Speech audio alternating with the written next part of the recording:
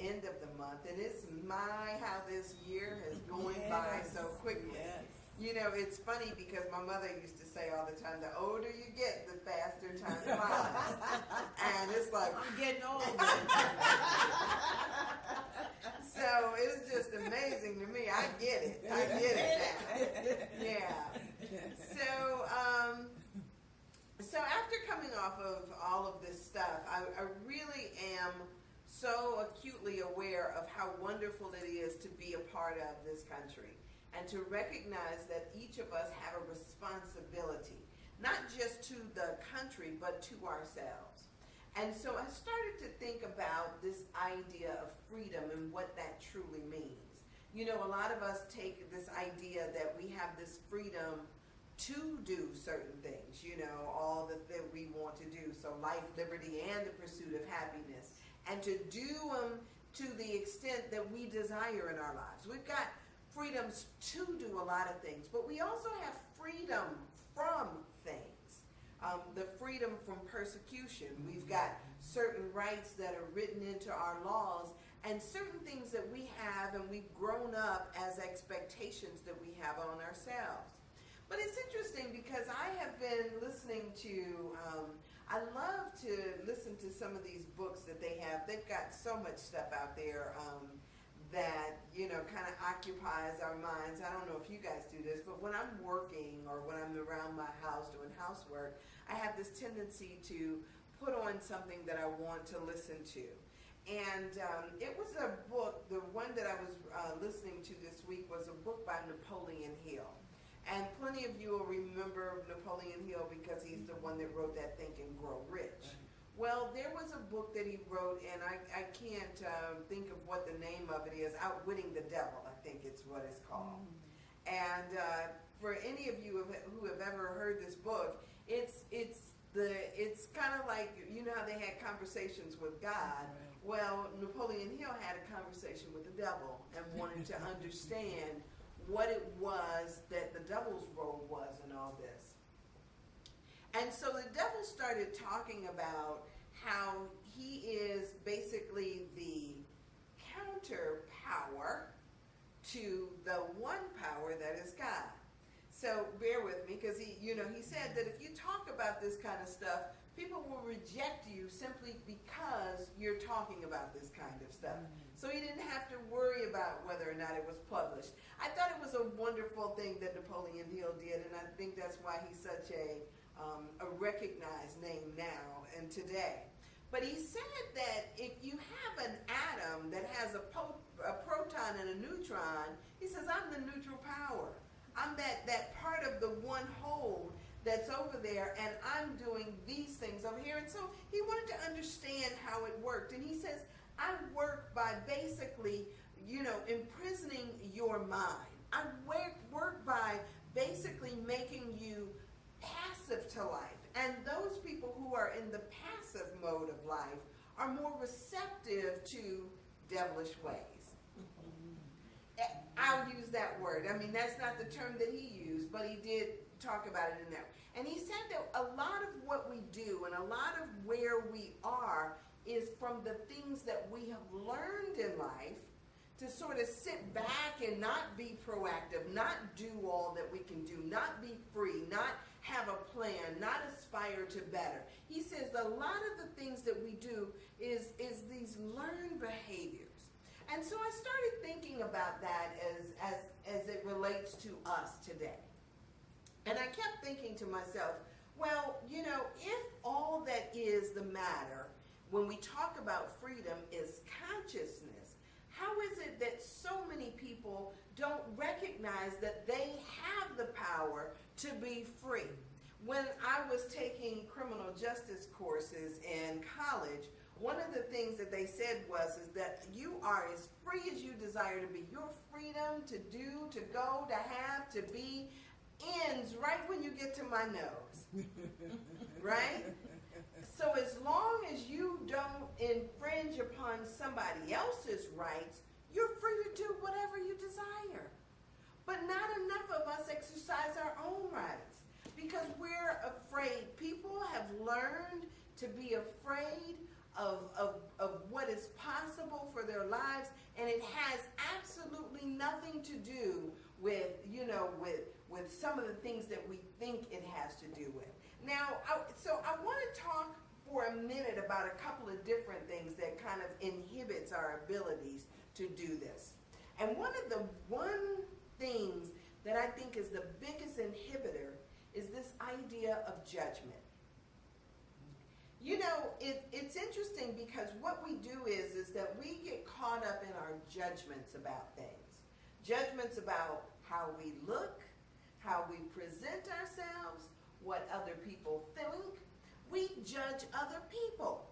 And to some extent, we're afraid of the judgments that we think somebody else is going to have. Not even that they actually have it, but what that we think to them. You know, what if I wear this? Well, people, what will they say? You know, is this too short? I do what I know. Is this too short? Is this age appropriate? Is this this? Is this that? You know, we get caught up in judgments, right? And we make these judgments as if they are big. Now, we have learned judgments from the time we were little kids. Whether it is, Sandy, don't do that. Sandy, do this, do that. Sit with, you know, sit in a certain way. You know, walk a certain way. We grew up with this. We get into school and we are graded, and to some extent we are, you know, compared up against other people, and we can't help but compare ourselves to other people because that's what always has been done. We have sort of brought this awareness of ourselves through these judgments that we think are out there, like these free radicals that are out in the air, somehow impinging upon us. Now, when you think about judgment in those terms, you know that judgment also comes with this inherent thing that will be somehow rejected too. Like we won't quite make the cut, like we're not quite good enough, you know? And so the judgments, whether they are about people or about yourself, they are out there and they basically color how we see the world. Now, if you can imagine, like say for instance, we have a judgment about ourselves. I mean, does anybody have like parts of themselves that they don't like? Yeah. Like the little bastard parts that you would throw away, like my tummy is too big, or, you know, or something that we, I mean, we have these ideas that we can kind of take apart and, you know, and say, oh, I don't like this or I don't like that. Now, here's what the other thing is I thought was really funny, is that if you look at it from those terms and those perspectives, it's as if we have this, the Course in Miracles calls it an authority problem. It says that the problem is that we think that we authored ourselves, like we made ourselves. And if you think you made yourself, of course you could sit there and say, man, if I had this to do all over again, I would change these things about me. You know, I'd change my, you know, the size of my stomach, or change the size of this, or change the size of my, if I had it to do all over again. So we think we've made ourselves, and therefore we can judge ourselves. But when we look out in nature and we see all the things as they are, when we see a tree, do we look at the tree and say, you know, that tree is not right? We accept it as it is, don't we? I mean, we look at a plant, we look at a flower, we look at even weeds, and they are what they are. But when we think we have the impact to change them or to somehow judge them, then we look at things a different way. We didn't make anybody, right? I didn't make you. So who am I to sit there and say you ought to be or should be something different than you are? If we learn how to accept all of God's creations as is, we would get out of this idea of judging things. Now, I started thinking about it because I was thinking to myself, like, well, if I'm free from judgment, man, I would be really free indeed. There's this concept that everything that is everybody that is in a body has this thing called an ego. And our egos are, you know, I like to use the acronym easing God out. Our egos make us seem another. And so when we think we're separate from one another, we look and we judge somebody else, or we think that we can judge somebody else. This ego is something that happens to us when we perceive ourselves as a body and we exist in this thing called time. Now, there are certain things that keep us out of heaven, I'll say it like that. If we imagine that heaven is our oneness, the place where we are one with everybody and everything, if we perceive heaven as this place where all of you are just recognize that you're one in God and one with God, what keeps us out of that place is our judgments, or that idea that our egos are true or that our egos are real. A lot of times what we do is we judge, we place blame, we perceive other people as guilty or innocent according to our thoughts about them. I mean, we do all of these things. So we've got this idea of all these judgments that keep us out of oneness and into this thing where we think we're individuals. Now, if and I make it just about me, if I could stop with my perceptions of and my judgments about things and just see everything as everything is beautiful, right? If I could just see it as all beautiful and all as God would have it be, then so much of the stuff that I worry about and I stress about will be gone, right? I was just telling Alan on the way over here that, like I got to come up with a plan. My nephews will be here this week, right? And my one little nephew, I brought him up here one time. He's so sweet. He's so cute. But he's in that mimic stage where he mimics everything he hears. And I've got a guy that lives next door to me that likes to say everything out loud and very colorfully out loud. I mean, his language is colorful. That would be my euphemistic way of saying it. And I wake up a lot of times in the morning hearing him as he, throws around things, curses things, kicks the garbage can. I mean, just everything. And so I'm sitting there and I'm thinking to myself as I'm devising a plan of how to get him to tone it down for a week while my nephew is here. Now, it won't be easy, but I know that it's possible. But if I wasn't judging it, I could simply let it be. I mean, it's kind of like the weed that comes up in your garden, right? You don't like it there, but you know that that's kind of like the natural outgrowth of things, that when you've got stuff out there, it seems like things come up, right? The problem is when we, you've seen people, they want to act like the sentinel on their yard or on their garden. They sit there and they look for a dandelion just so they can pounce on it and pull it up. I mean, normally these things are okay, right? Normally we don't get caught up and worry. But if we worry too much about stuff, those types of things age us. Those types of things are judgments about other people and things that really age us. And we do it and we think that somehow we're high and mighty about it. I remember reading in this book, and it said that judgments are one of those greatest killers. We step on other people trying to feel taller in the world. That if we somehow make them less, then somehow we stand up taller. Judgment diminishes not just us, it diminishes the worth of the other person. If we could see the beauty in everything and the beauty in all, we would get away from that. But because we think we authored God, because we think that somehow we know what God is thinking about everything, then we get it caught up in this judgment. Well, God wouldn't like that if God saw that, right? But I wonder if God did like just exactly that. And that God made all of these things and judged them all to be beautiful and wonderful. or proclaim them all to be beautiful and wonderful, and just as he would have them be, right? Wonder if that was the truth.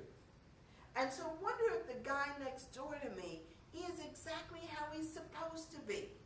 And he's doing exactly what he's supposed to, and saying exactly what he's supposed to say. And maybe that's there for me. Maybe that's there to show me how to love more deeply, how to be more accepting of everyone just as they are, how to move beyond this and know that God is, no matter how he shows up, no matter how I think he looks or smells or sounds on any given day. God simply is. So as we start to get through all of this stuff, we'll start to see that when we try to put down somebody else or something else based on our judgments about them, then we'll see that that's not the way we want to go. So freedom from judgment, freedom to be whoever we like. I often wonder how different we would be if we were free to be however we like. I mean, what would you be like?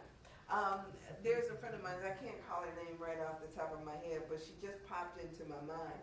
She was, when I was doing the TV show, she was one of my guests on the TV show.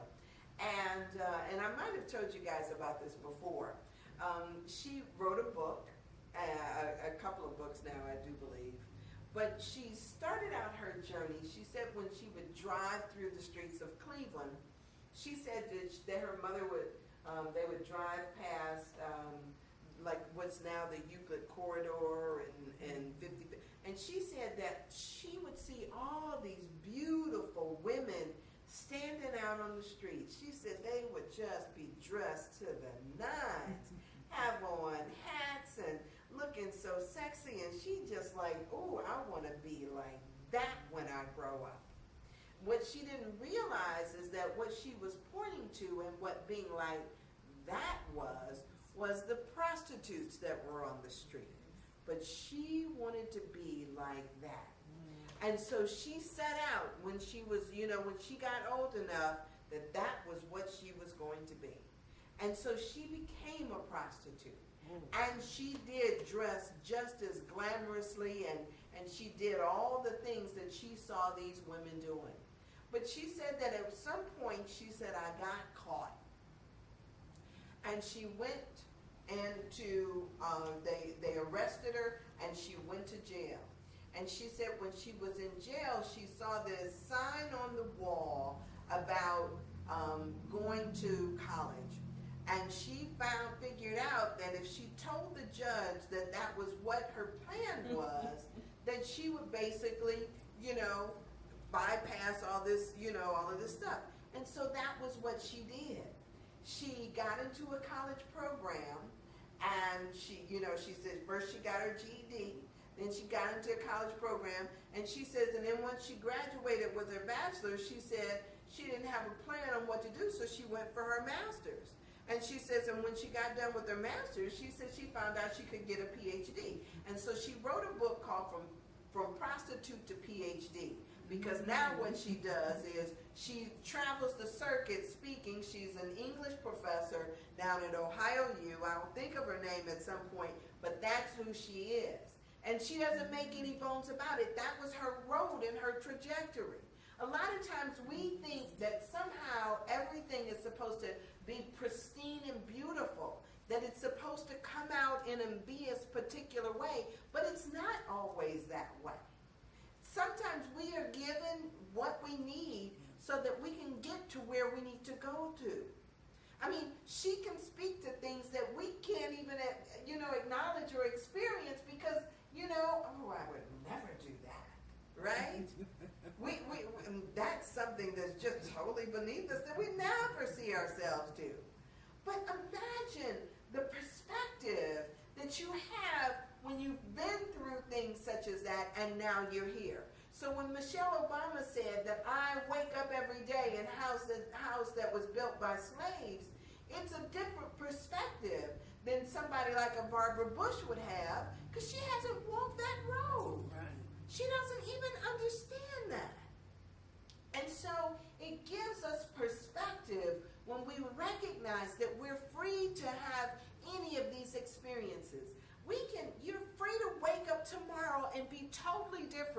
than you were today. We're free to change our minds, to do whatever it is that we desire, and to be as big or as little as we desire. Can you imagine that wonderful day when they proclaimed to all the slaves that they were free? And all the slaves was like, "What, man, we're free now, we're free now." And then they stood there like, "Oh, now what? Right? What do we do? Where are we supposed to, what do you mean I gotta go? What do you mean? This is what I know." Habit is an interesting thing, because habit will have us doing the same thing over and over again, even if we think that that's not what we desire. Even when we don't know. So can you imagine somebody opening the door up and saying that you're free to be, free to do, and to go wherever you desire? Now, here's the interesting thing, because on a socioeconomic level, a lot of people won't walk through the door because they're sitting up here thinking, shucks, I'd like to go to Paris, but I can't afford to get there, right? Or they like to do a lot of different things, but because people are limited by their income and their circumstances, they can't get to where, and they don't know how to get to there. But and so there's a lot of things that we don't do for various reasons, whether it's because other choices that we have made precludes those things. People figure, "Oh man, I've got, I had kids, I've got kids to raise, I've got a spouse at home, I've got this to do, I didn't get the education." We have all these barriers that we think are standing in the way of us being our best selves, our best possible selves. And so a lot of times we allow those barriers to keep us in prison. But wonder if we realize that we also have free will, and free will is a volitional thing, and it causes us to change in our thinking or in our mind. It changes our minds so that we, instead of calling forth what we don't desire, we start working towards what we do. Fear will keep us from getting there, right? Fear will keep us from, in the conditions that we were in, and it'll have us like those slaves thinking, like, what do we do now? Fear will do that to us. But if we recognize that God gave us free will, right? And God gave us free will and said, you can do, you can have, you can be, and open the doors up for us. But it's not God's job to push us out of the nest. But what we are told is that, whenever you're ready, behold, I stand at the door and knock. And if any man will open the door, I will come in, right? Yes. We have that ability to open up the doors of our heart and our mind and allow this to come in. But how many of us don't? How many of us get stuck in where we were and not recognize that we were given that God-given opportunity to allow it to come in? There's two things that crossed my mind when Shakespeare says, the world is a stage and all of us are actors. It's a personality thing. And then the other thing that came across me, every individual is an incarnation of God. Right. So what is it? You're seeking God. Mm-hmm. So what you do, we grow. When you come into Christ, you don't worry about anything. Because think about, like they said, Jesus himself didn't actually come into Christ on this plane, on the plane that he was on. Because he wouldn't have had to have no cup to pass. He wouldn't have had to have nobody to watch out for him while he prayed. So I'm saying, to me, it's a growth process. You try to better yourself, but I keep in mind about the mere fact that when I talk about this man, I'm talking about myself. Mm-hmm. That there's one power, one presence. So, it's interesting because that statement you just made, when you come into Christ, you're a new person. But that, like you said, is a growth process. We can step in there and we can believe that we've come in, And we still, they say leave it at the altar, leave your prayers and your worries at the altar. Right. And yet, what do? Out of habit, we pick it back up. We go up there and we lay it down and we say, God, fix this, and I trust that you'll do this for me. And then out of habit, it's like, wait a minute, I'm feeling like I left something behind. Oh, there it is, and we go back and we pick it right back up, right? That's what people do.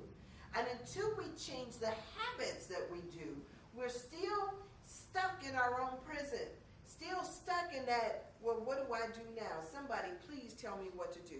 We do that here. We do that in religion all the time. We wait for somebody to tell us how to get free, how to do what it is that we desire. We wait. We need instruction. People are so accustomed to receiving instruction because that's what they've always done. Johnny, don't do that. Sit here, sit there, do your homework, sit up straight. Somebody is always telling us what to do, and when people stop, what? So it becomes this thing of like my friend, her name is, they call her Dr. E. Like her, it becomes this thing of, we start to step in a new way until all of a sudden, it's kind of like a baby. A baby, they crawl, and then when they finally stand up, they're kind of like uneasy, and they kind of waddle around, and then they fall back down. They may crawl a little bit, but then it's like, get back up, get back up, and then they start walking again. It's the thing that you fall down and you get back up, fall down, get back up until you learn how to walk upright. That's the same thing that each of us have to go through.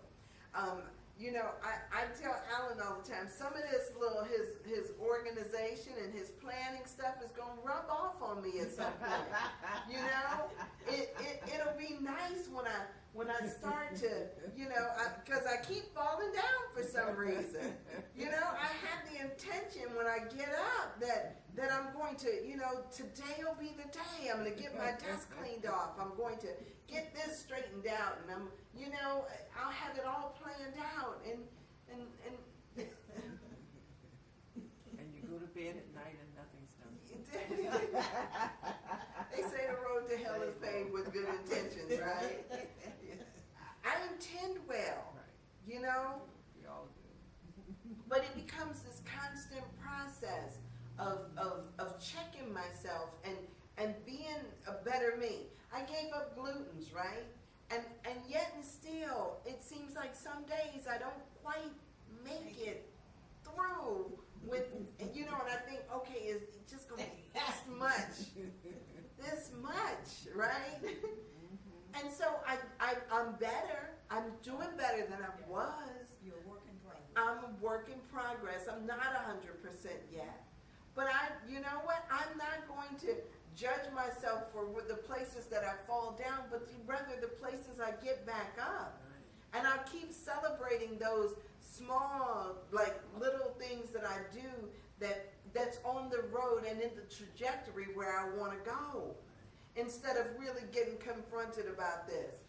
I recognize that I am an autonomous being. And yet and still, as I look around, I recognize that life is a big canvas, and we can pick and choose things. Like, man, I wish I looked as good in a hat as Joyce does. And if I could just put on a hat and just, that would be so fly. But okay, I'll try it. And if it works, great. And if it doesn't, that's okay. Right? I get to create me. I get to, see what works for me and how I want to be.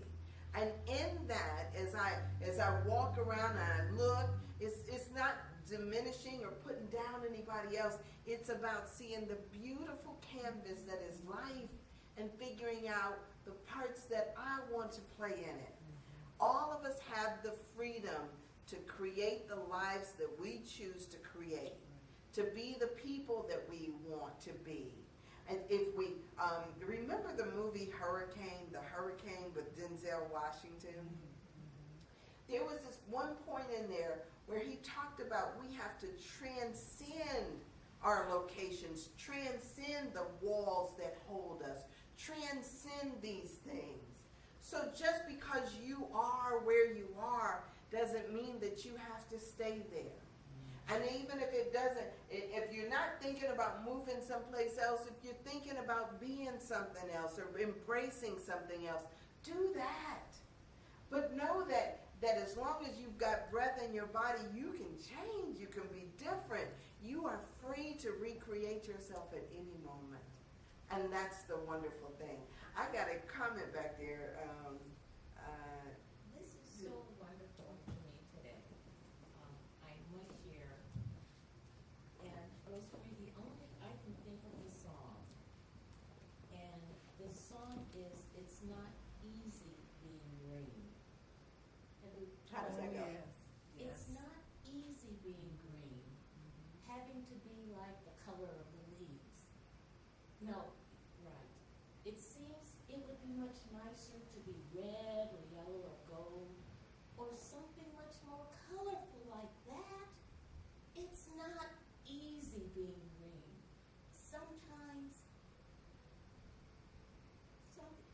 Anyway, it's not easy being green.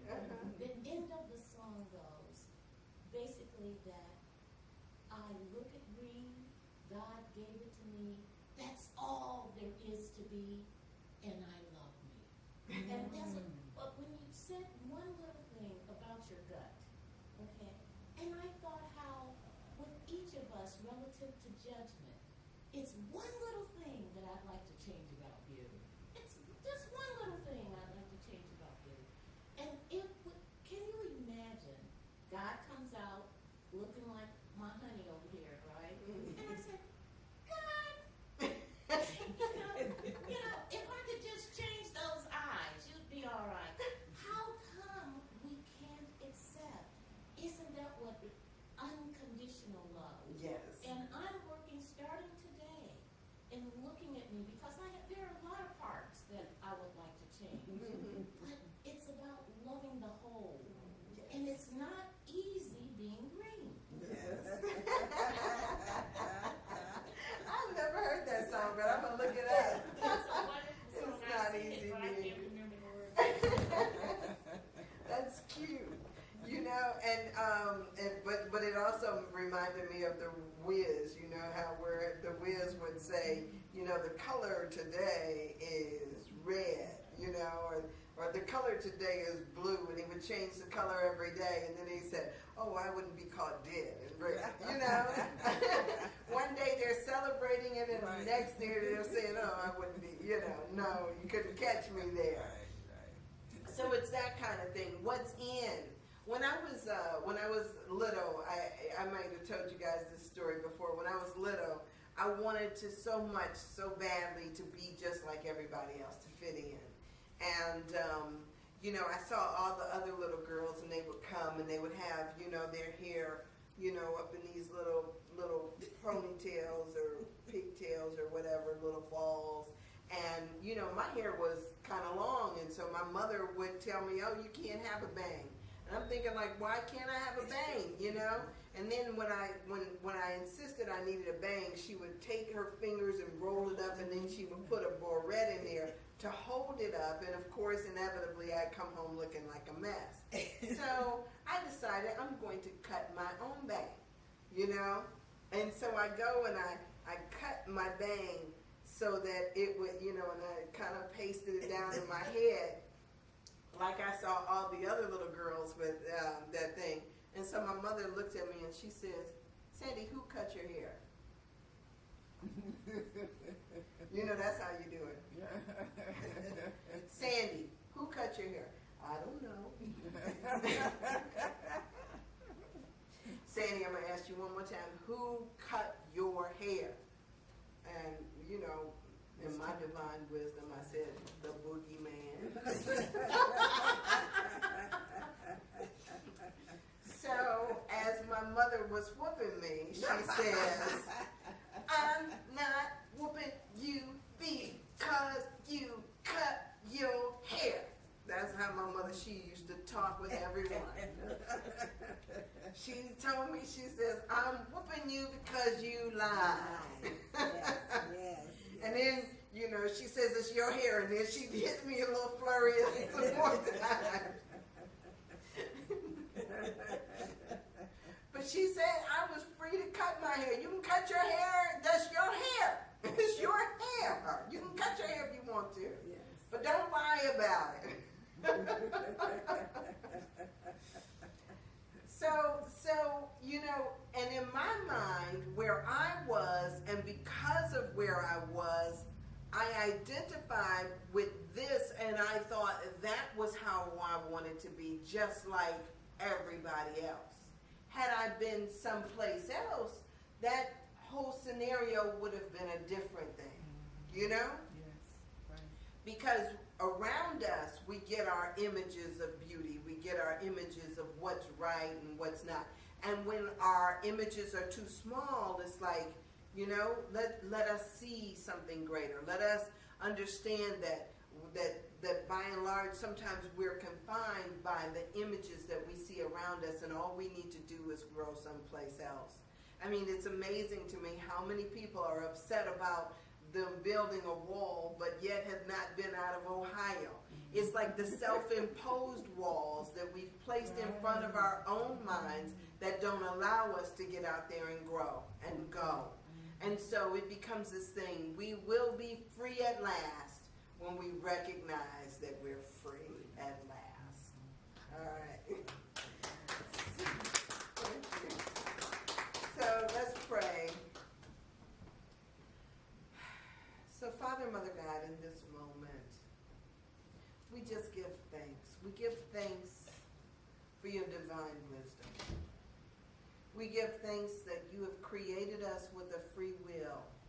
And that will means that you're not pushing us and telling us what to do, but rather allowing us to discover the freedom for ourselves, allowing us to grow into our best possible selves. And God, we know that we will step into your divine plan that you have for our lives.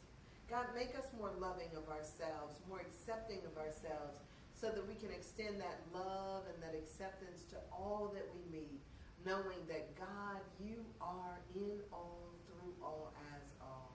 God, just teach us how to love and adore this wonderful canvas that you've created, to show us how to love everyone unconditionally and accept the things that we cannot change, and the wisdom to know the difference. So with that, God, we just let it be. We thank you for this day here today, letting it take root in our lives so that we may grow forth. And